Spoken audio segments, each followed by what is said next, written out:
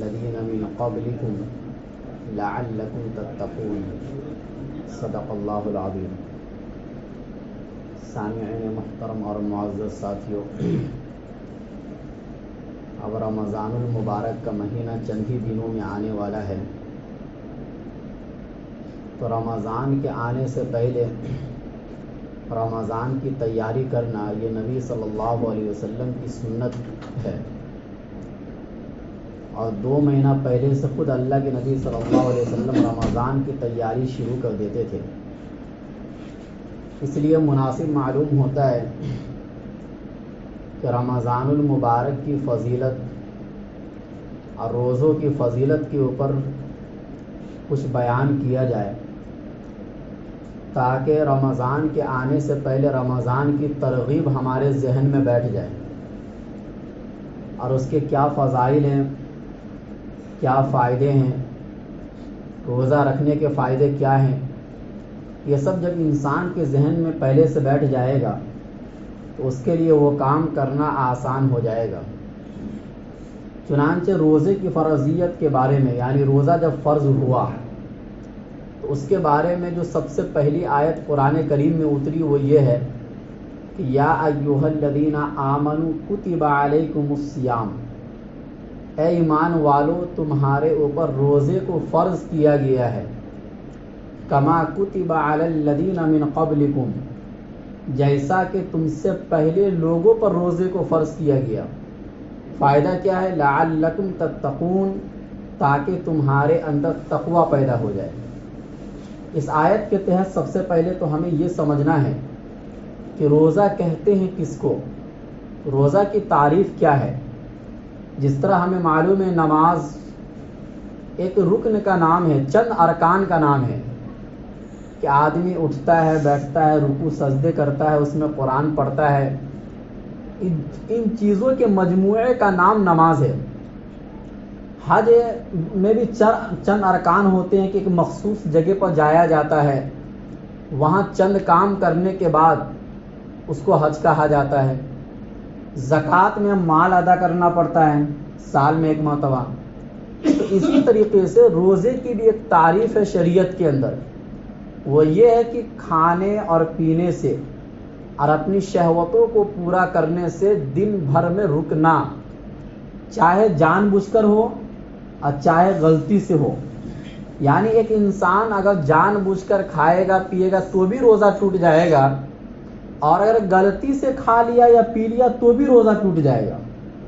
ہاں، بھولے سے اگر کھا لیا یا پی لیا تو روزہ نہیں ٹوٹے گا۔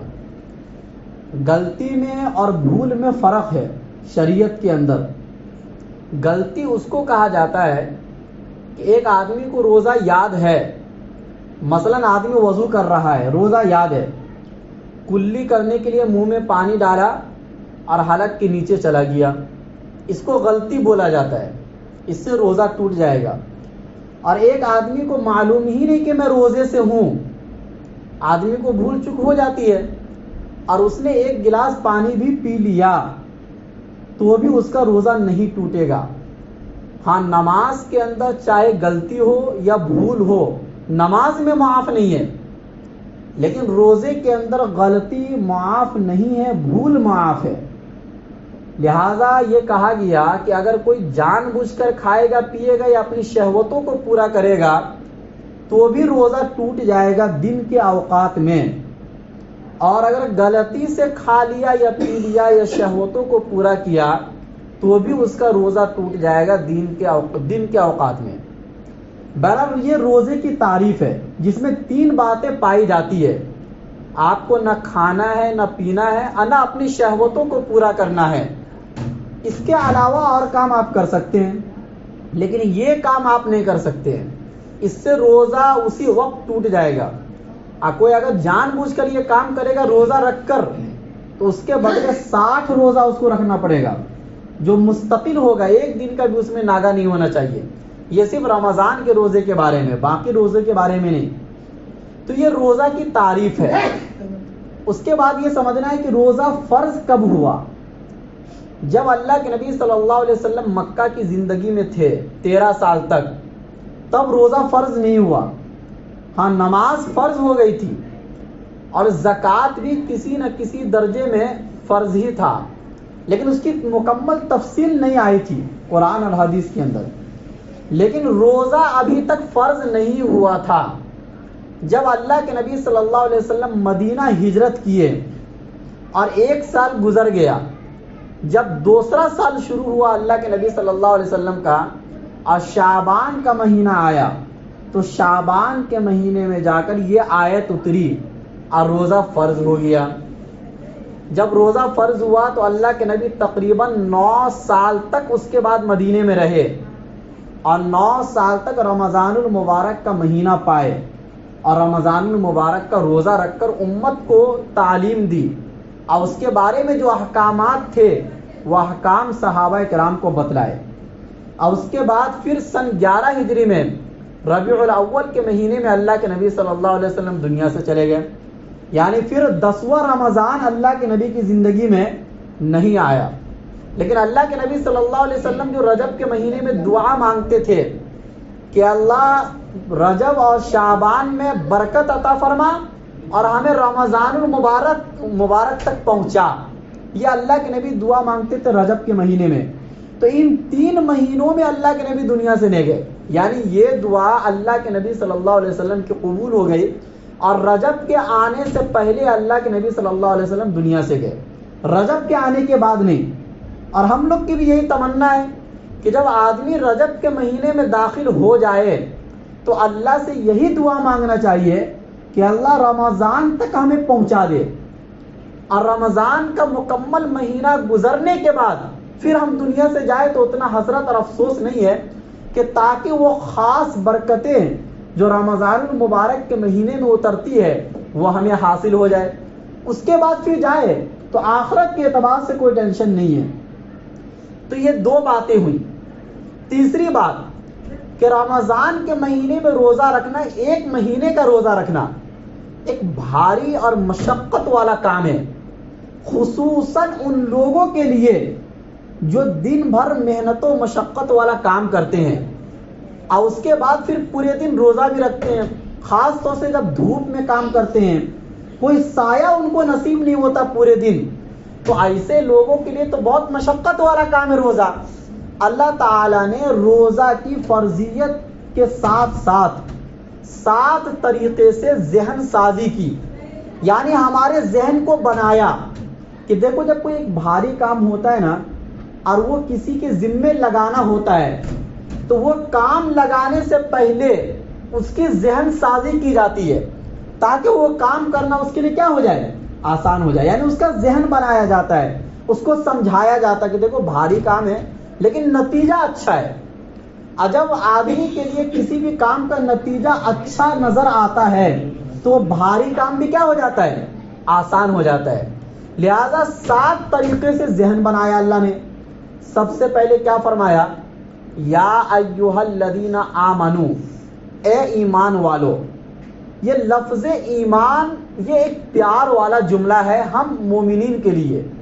جیسے مثال کے طور پر کوئی کسی کا بیٹا ہو اور اپنے بیٹے سے یہ کہے اے میرے پیارے بیٹے، تو بیٹے کے دل میں ایک محبت آتی ہے، اور اس کے بعد جب کسی کام کا حکم دیا جائے گا بیٹے کو تو وہ کام کرنا کیا ہو جائے گا، اس کے لیے آسان ہو جائے گا کہ میرے پیارے بیٹے 1 گلاس پانی لے کر آؤ، شوق سے پانی لائے گا، خوشی سے پانی لائے گا۔ اور اگر اسی بیٹے سے آپ نے کہا ایک گدھا نالائق 1 گلاس پانی لا، تو لائے گا لیکن بوجھ سمجھ کر لائے گا، خوشی سے نہیں لائے گا۔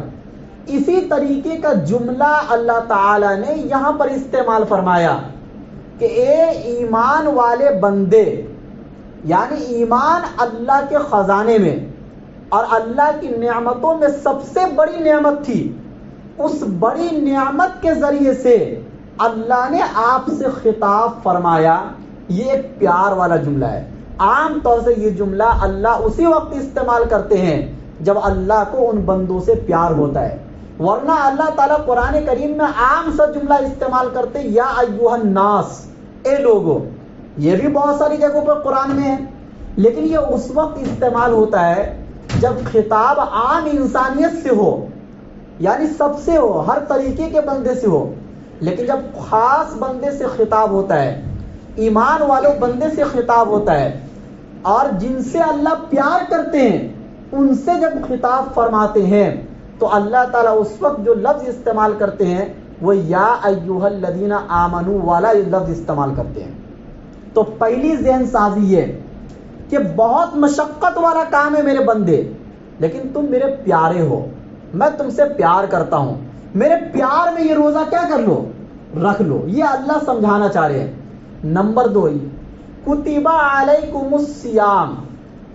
دیکھو جب کسی کے ذمے کوئی کام لگایا جاتا ہے اور وہ کام اس کے اوپر لازم نہ کیا جائے، تھوپا نہ جائے، تو آدمی دل سے پھر نہیں کرتا ہے، وہ یہی سوچتا ہے یار کام کون سا کرنا ضروری ہے، کبھی بھی کر لیں گے، جب موقع ملے گا کر لیں گے، ابھی کرنا کوئی ضروری نہیں ہے۔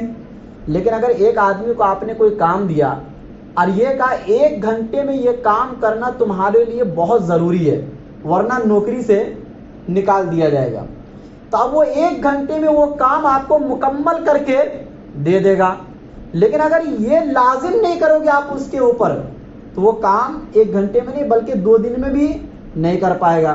اللہ نے اسی طریقے کا جملہ اس آیت میں استعمال فرمایا کہ کتب علیکم الصیام۔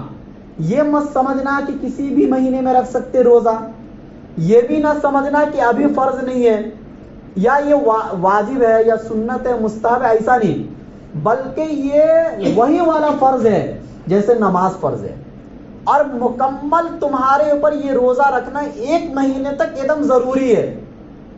اس کو آگے پیچھے کرنے کی تمہارے پاس کرنے کا اختیار بھی نہیں ہے تمہارے پاس۔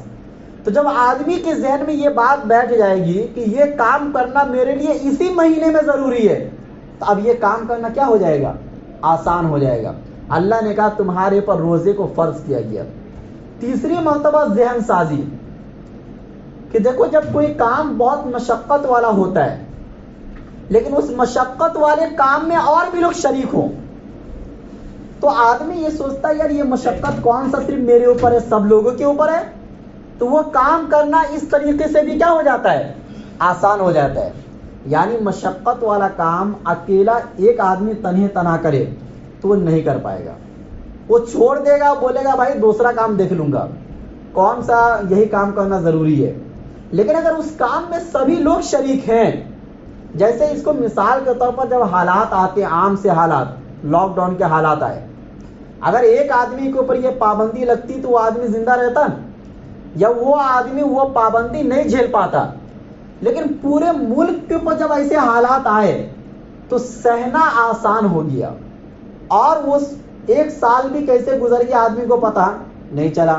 کیوں؟ جب حالات سب کے اوپر آتے ہیں، جب زلزلہ آئے گا اور عام زلزلہ آئے گا، ایک آدمی کا صرف گھر ٹوٹے گا تو پھر اس کو بہت پریشانی ہوگی، لیکن اگر پورے محلے میں زلزلہ آ گیا تو آدمی یہ سوچ کر کہ بھائی صرف میرے اوپر کون سا مصیبت آئی ہے، مصیبت میں سبھی شکار ہیں، تو ٹینشن اگرچہ ہوگا، مشقت اگرچہ ہوگی، لیکن وہ تھوڑا کم ہو جائے گا۔ اللہ نے وہی کہا کہ یہ روزہ اگرچہ تمہارے اوپر فرض کیا گیا ہے لیکن اس میں صرف تم ہی شریک نہیں ہو، بلکہ آدم علیہ السلام سے لے کر عیسیٰ علیہ السلام تک جتنی بھی امتیں آئی ہیں ان تمام پر روزہ فرض کیا گیا تھا۔ اگر اس روزے میں ساری امت شریک ہے تو ہمیں ٹینشن لینے کی ضرورت نہیں ہے، اور ہمیں تو 1 مہینے کا روزہ دیا گیا، ورنہ یہود کے اندر 2 مہینے کا روزہ ہے ان کی قوم میں، تو ان کو 2 مہینے کا روزہ رکھنا پڑتا ہے۔ اگرچہ وہ شریعت میں تبدیلی کر دی ایک الگ چیز ہے، لیکن اللہ نے جو حکم دیا تھا وہ 2 مہینے کا دیا تھا، اور ہمارے لیے تو صرف 1 مہینے کا روزہ ہے۔ تو یہ سوچ کر آدمی کے لیے یہ کام کرنا آسان ہو جاتا ہے۔ یہ 3 طریقے سے ذہن سازی ہوئی۔ چوتھے طریقے سے ذہن سازی یہ ہوئی کہ اللہ نے فرمایا لعلکم تتقون، یعنی ابھی میں نے بتایا نا کہ جب کسی بھاری کام کا نتیجہ سامنے آ جاتا ہے اور کام کم ہو نتیجہ زیادہ ہو، یعنی اس کے فائدے زیادہ ہوں، تو وہ کام کرنا کیا ہو جاتا ہے، آسان ہو جاتا ہے۔ اللہ نے یہ فرمایا کہ روزہ 1 مہینہ رکھنے کے بعد فائدہ یہ ہوگا کہ تمہارے دلوں میں تقوی پیدا ہو جائے گا، اور ساری شریعتوں کا خلاصہ ہی یہی ہے کہ آپ کے دل میں تقوی پیدا ہو جائے. نماز سے، زکوٰۃ سے اور حج سے اور دیگر عبادتوں سے مقصود یہی ہے کہ آپ کے دلوں کے اندر تقوی پیدا ہو جائے، کیونکہ اسی تقوی کے بعد آپ جنت میں جائیں گے. تو گویا کہ نتیجہ کیا نکلا کہ 1 مہینے کا روزہ رکھ کر تقوی کا حاصل کرنا بہت آسان ہے دیگر عبادتوں کے مقابلے میں.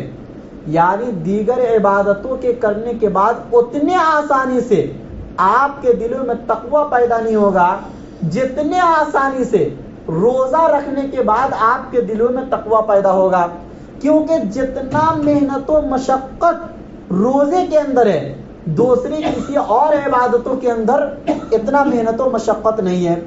تو گویا کہ روزہ رکھنے کے بعد آپ کے ذہن میں یہ بات آ جانی چاہیے کہ جنت کا حصول کیا ہے؟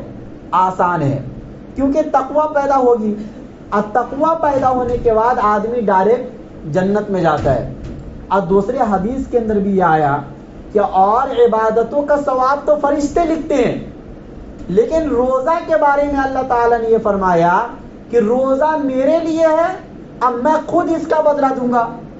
تو اللہ کسی چیز کا بدلہ اگر اپنے ذمے لے لے تو اللہ تعالیٰ تو سخیوں کے سخی ہیں، وہ اپنے ذات کے اعتبار سے کتنا زیادہ اجر و ثواب دیں گے اس کا آپ اندازہ نہیں لگا سکتے ہیں. تو پتہ چلا کہ روزہ میں مشقت کم ہے اور اس کا اجر و ثواب بہت زیادہ ہے. جنت کا حصول روزہ رکھنے کے بعد اور عبادتوں کے مقابلے میں زیادہ آسان ہو جاتا ہے، اور تقوی براہ راست روزے سے حاصل ہو جاتا ہے. اسی لیے روزہ رکھنا کیا ہو گیا؟ آسان ہو گیا. یہ 4 طریقے سے ذہن سازی. 5ویں طریقے سے ذہن سازی اس طریقے سے اللہ نے فرمائی کہ 1 مہینے کا روزہ ہے. تو کبھی آدمی کے ذہن میں یہ بات پیدا ہو سکتی ہے بھائی 1 مہینے تک آدمی روزہ کیسے رکھے گا؟ بہت بھاری کام ہے، بہت مشقت والا کام ہے. 1 مہینے تک بھوک اور پیاس کی حالت میں گزار دینا یہ ہر کس و ناقص کا کام نہیں ہے. اللہ نے کیا فرمایا؟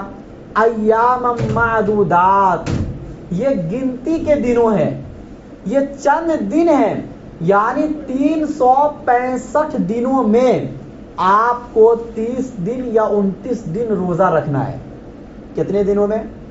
365 دنوں کے اندر آپ کو 30 دن یا 29، یعنی 29 کا اگر مہینہ ہو تو 30 دن یا 29 دن آپ کو روزہ رکھنا ہے. تو اب آسان ہو گیا کہ نہیں ہو گیا؟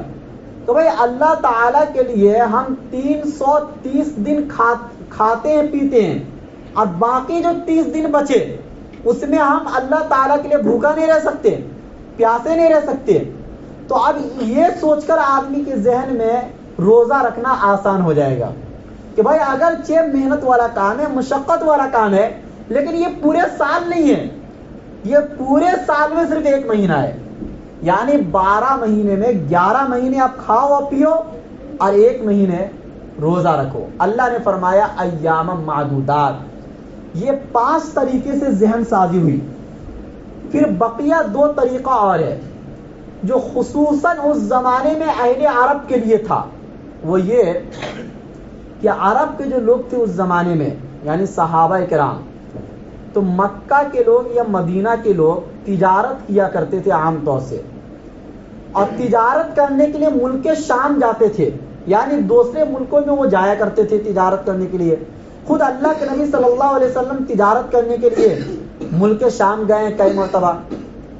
تو اب گرمی، ان ملکوں میں گرمی زیادہ ہے، ریتیلی سرزمین، پہاڑی سرزمین، اور جب گرمی زیادہ ہو اور روزہ رکھ کر سفر کرنا، اور اس زمانے میں کوئی ٹرین کے ذریعے سے یا جہاز کے ذریعے سے سفر نہیں کرتے تھے، اونٹوں پر سفر کیا کرتے تھے، گدھوں پر سفر کیا کرتے تھے، اور کوئی سایہ کا کوئی ذریعہ نہیں ہوتا تھا.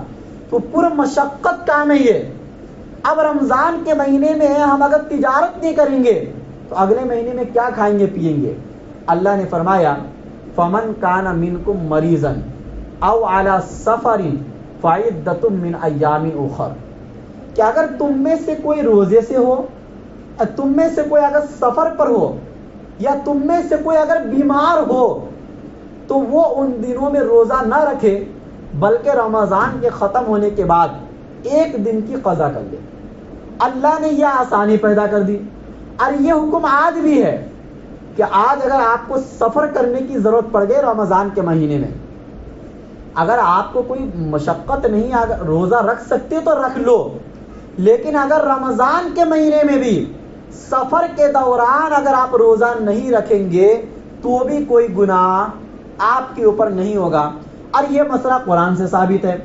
اب اس کے بعد ایک دن کی صرف آپ کو قضا کرنا ہے، 60 دن کی نہیں، صرف ایک دن کی قضا کرنا ہے۔ تو اللہ نے یہ آسانی پیدا کر دی شریعت میں پہلے سے کہ اگر رمضان کے مہینے میں آپ کی طبیعت خراب ہو گئی مثال کے طور پر، تو یہ نہیں کہا گیا کہ چاہے طبیعت خراب ہو، چاہے آپ سفر پر ہو، روزہ رکھنا ہی ہے، ایسا نہیں ہے، بلکہ یہ دو مسئلے کو نکال دیا گیا کہ سفر میں اگر آپ ہو یا یہ کہ ہاں سفر شرعی ہونا چاہیے۔ ایسا نہ ہو کہ آپ ممبئی سے ممبئی جا رہے ہیں، 2-3 گھنٹے کا سفر اور آپ نے روزہ توڑ دیا۔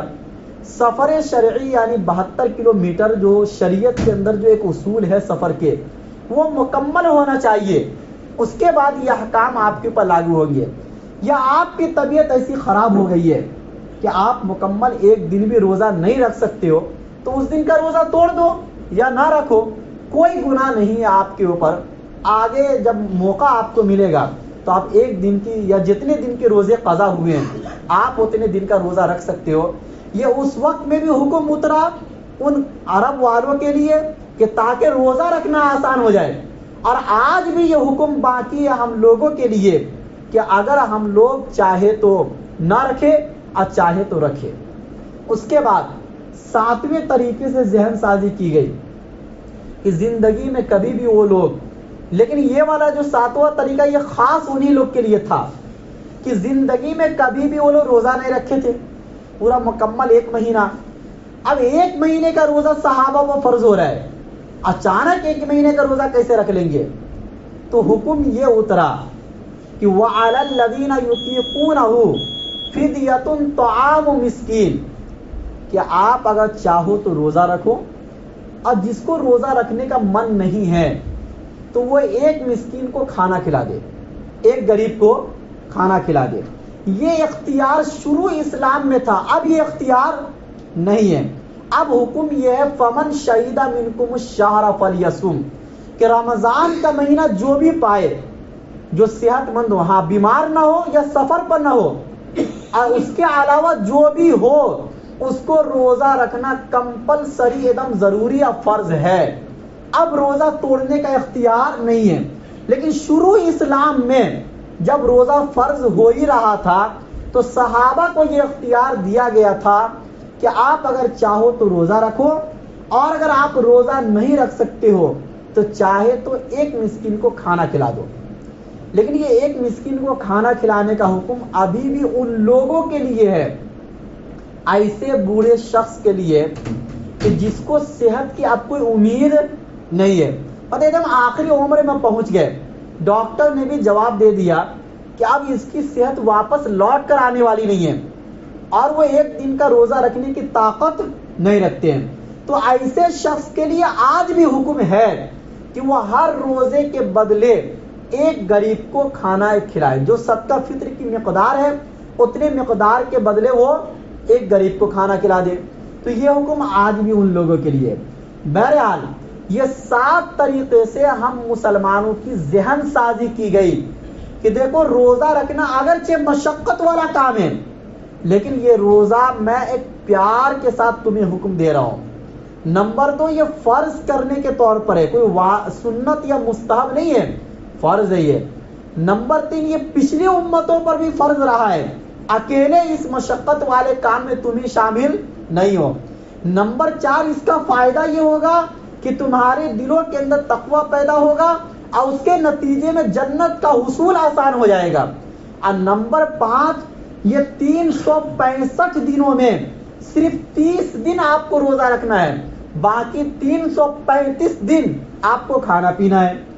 اور اسی طریقے سے اگر کوئی مریض ہو یا مسافر ہو تو اس کو گھبرانے کی ضرورت نہیں ہے، تو بھائی سفر میں کیسے روزہ رکھیں گے؟ آپ کو یہ اختیار دے دیا گیا کہ چاہے تو روزہ رکھو اور اگر نہیں بھی رکھو گے تو بھی کوئی گناہ نہیں ملے گا، لیکن آگے چل کے ایک دن کی قضا آپ کو کر لینا ہے۔ اور نمبر 7 کہ اگر اس زمانے میں یہ تھا کہ اگر روزہ نہیں رکھ سکتا تھا تو فدیہ دے دے، لیکن اس زمانے میں بھی یہ حکم ہے کہ اگر ایسا برا شخص ہے جس کو صحت کی کوئی امید نہیں ہے، تو جب تک آدمی کی جان باقی ہے کوئی بھی فرض عمل ساقط نہیں ہوتا ہے، ختم نہیں ہوتا ہے، جب تک آپ کی روح آپ کے جسم سے نہ نکل جائے۔ تو اس کے لیے بدلے کے طور پر یہ کہا گیا کہ آپ ایک غریب کو ایک روزے کے بدلے کھانا کھلا دو یا کوئی پیسہ دے دو، آپ کا اس دن کا روزہ کیا ہو جائے گا؟ ادا ہو جائے گا۔ اللہ ہم سب کو پورے مہینے کا روزہ رکھنے کی توفیق نصیب فرمائے۔ وآخر دعوانا ان الحمد للہ رب العالمین۔